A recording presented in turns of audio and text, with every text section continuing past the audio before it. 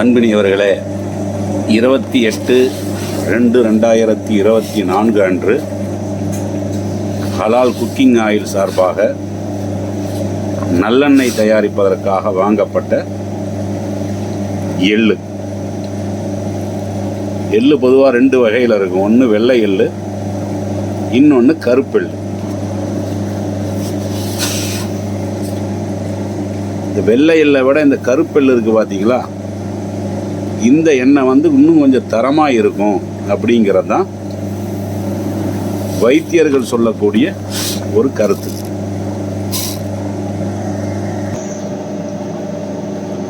இப்போதான் மிஷினில் போட்டிருக்கோம் பாருங்க, இறங்கிட்டு இருக்கு பாருங்க, செக்கில் போட்டிருக்கு.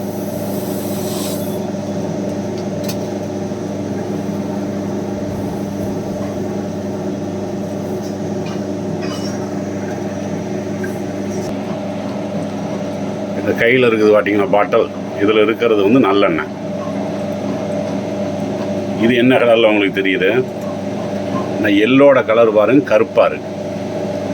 இந்த வித்தியாசத்துக்கு காரணம் என்னன்னா, கருப்பு எள்ளுனுடைய எண்ணெய் கருப்பாக தான் இருக்கு.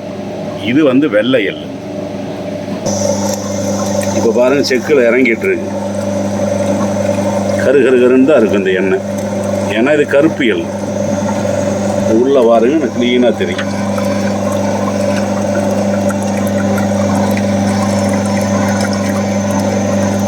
கருப்பு கலரில் தான் இருக்கும்.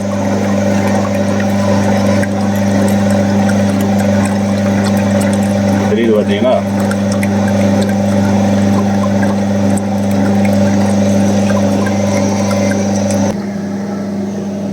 பொதுவாக தலைக்கு பார்த்தீங்கன்னா இந்த மூலிகை எண்ணெய், தேங்காய் எண்ணெய் இதெல்லாம் போடுவாங்க.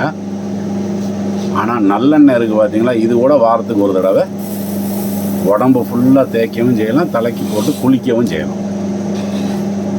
அந்த அளவிற்கு சத்து மிகுந்தது தான், உடல் ஆரோக்கியம் மிகுந்தது தான் இது.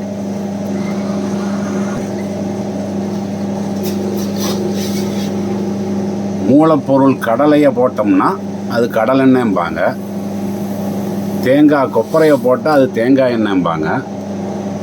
இப்போ நம்ம இது எள்ளு தானே போடுறோம். எள்ளு எண்ணெய்ன்னு அதிகமாக சொல்ல மாட்டாங்க. இது நல்லெண்ணெய்ன்னு தான் சொல்லுவாங்க. கடைகளில் நீங்கள் போய் கேட்டீங்கன்னா நல்லெண்ணெய்பாங்க. எல்லா எண்ணெயும் நல்ல எண்ணெய் தான். ஆனால் இதை மட்டும் ஏன் அப்படி சொல்கிறாங்கன்னா, எண்ணெயில் முதல் தரத்தில் இருக்கக்கூடியது இதுதான். ஒரு மருந்து மாத்திரை வாங்கி சாப்பிட்றோம் பார்த்தீங்களா, அதாவது செயற்கையாக தயாரிக்கப்படக்கூடியது. இது எல்லாமே இயற்கையாக உள்ளது. அந்த அளவுக்கு இதில் மருத்துவ குணமும் இருக்கிறது. உடல் ஆரோக்கியத்துக்காக வேண்டி தேன் வாங்கி குடிப்பாங்க, அதுவும் ஒரு இயற்கை பானம் தான். ஆனால் அதே அளவுக்கு உண்டான ஒரு பானம் தான் இந்த நல்லெண்ணெய்ங்கிறது.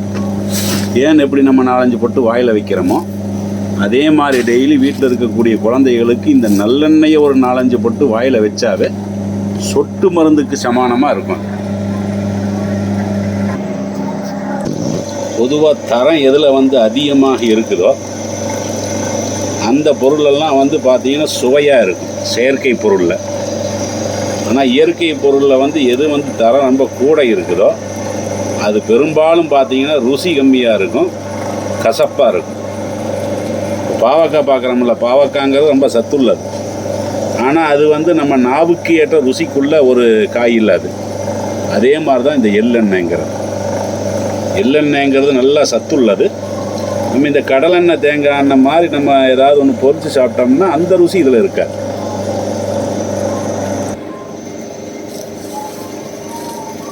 இதுதான் புண்ணாக்கு, எள்ளு புண்ணாக்குன்னு சொல்கிறாங்க பார்த்தீங்களா, அதுதான்.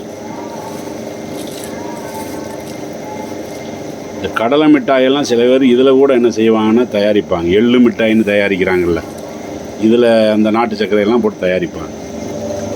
அது பாருங்க, வருது பாருங்க.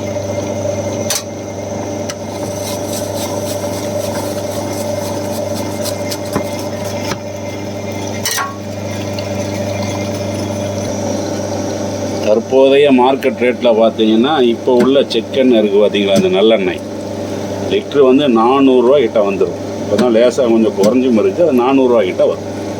தேங்காய் எண்ணெய், கடலை எண்ணெய், நல்லெண்ணெய், மூலிகை எண்ணெய் இது போன்ற தேவைகளுக்கு நீங்கள் நம்மை அணுகலாம். 999 45 33 265.